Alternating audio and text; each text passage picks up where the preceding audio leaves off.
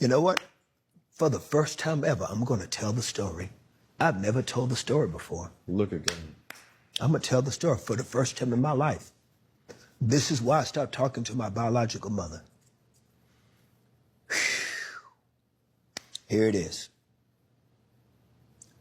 32 years old, my sister gets out of prison, and I'm the only one trying to help her. And she needs a lot of help. Where's she going to stay? What's she going to do? Because again, she's been in prison with this institutionalized drugs, all these different things. I found a ministry that I paid these two ladies to just kind of mother her and nurture her. And she stayed in their house with a few other ladies and young girls that were kind of going through the same thing. And my sister was still struggling with drugs and, you know, her body and use for drugs and all these different things. And it was more than a 32-year-old boy could handle. Correct. And my sister has a younger daughter who's like a child to me and Tammy. Her name is Monica. Incredible. She came into my life, she was 14. She showed up at my doorstep and said, "You my uncle." I didn't even know I had a niece. And so she was 14, I was about 31, 32 years old. And so Monica is living with this lady who's like a grandmother to her.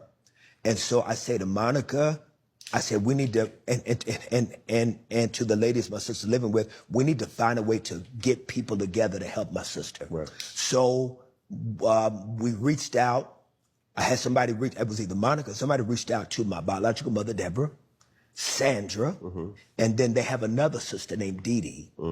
And we needed to do an intervention to help Sawana. Because again, this is not my daughter. Sawana's not my daughter. She's my sister. Sawana has a real mama living.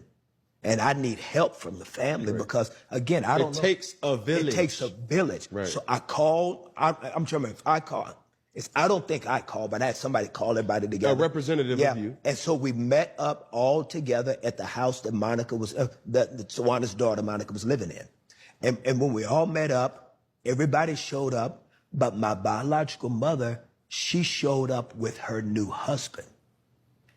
Nobody had ever known this man. Nobody knew who this man was. She shows up with her new husband. So we're trying to do this intervention. And it's not going well because my biological mother has always had a temper. And the way she was communicating with my sister was not compassionate, was not healing. And it was a struggle for me to watch the way she was handling my sister. It was very difficult. But I could see she was trying. I just, it was like, I remember as a child, the times that I would be around my biological mother, she was a firecracker. I'm a firecracker. Correct. I got that too. And so the way that it was going okay. It wasn't going the way, that I pictured in my mind, like the Hallmark card. You know what I mean? You know what I'm saying? I had in my mind the kumbaya. You're Kirk Franklin. You thought you had everything under control. People think you have everything. You're wearing designer from head to toe. You sell out arenas. You do this, you do that. Everybody knows who you are. But I can't fix this. Girl. And I'm 32 years old. See, I'm 54 now. So you look back and like, 32? I don't know what I'm doing. Right. So as this intervention ended,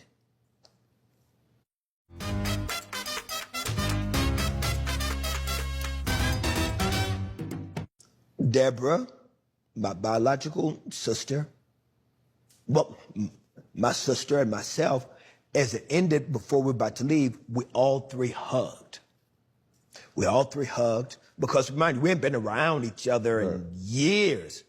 When we started hugging, it was either Sandra or Dee Dee. I think it was Sandra. One of them said, "Oh, this is," well, I could hear one of them say, "This is so beautiful. This is the way family should be. This is the way y'all need to be doing. Y'all need to be." And then I said, "Hey guys, this is not about us. This is about Sawana. This moment is about Sawana. We need to focus on Sawana." Right. After I said that, Deborah's new husband in the corner, he yells, "What you need to do is call your mama sometime." I said, sir, I don't know who you are, but she's the mother, I'm the child. He says, yeah, but you call yourself a Christian. My boy, I retched up and made my way over. I was giving go, and it turned into a whole mess. And it got heated, it got bad, and my mother did something that crushed my heart. She grabbed his hand and said, come on, baby, let's go. And she walked out of the house on her 2 kids. And she stood by the side of this Nigga. Nigga. I can't say it because somebody always says something when I say it. I will. And walks out with him. And they told me I must have blacked out because they told me what I said is they said I followed them outside on the porch, because you're in the hood, you got porches. Yes, sir. They said I walked out and followed them on the porch and I yelled at my mama, that's right, go ahead and walk out like you always do. And the fact that she took that man's hand and she did not say to him, baby, you stay over there. This is between me and my kids. Kids that I know I did not raise. Kids that I know I did not nurture. Kids that I know I did not protect. Kids that I know that I did not provide for. Kids that I know that I did not defend. Kids that I did not love. Kids that did not have their mama. You stand over there and let me deal with my kids. She did not deal with her kids. She took that nigga man's side and walked out with him. And I promised myself, now, see, I couldn't protect myself as a little boy, but as a grown man, I will never be put in a position where you will ever be able to do me like that again. And so for 23 years, I did not see or speak to my biological mother. So when this happened last year, and after all that I've gone through, and to still get these denials, I'm not good, but I'm good. I'm good. For me, there's nothing else. Two DNA tests? You denying 2 DNA tests? I'm good.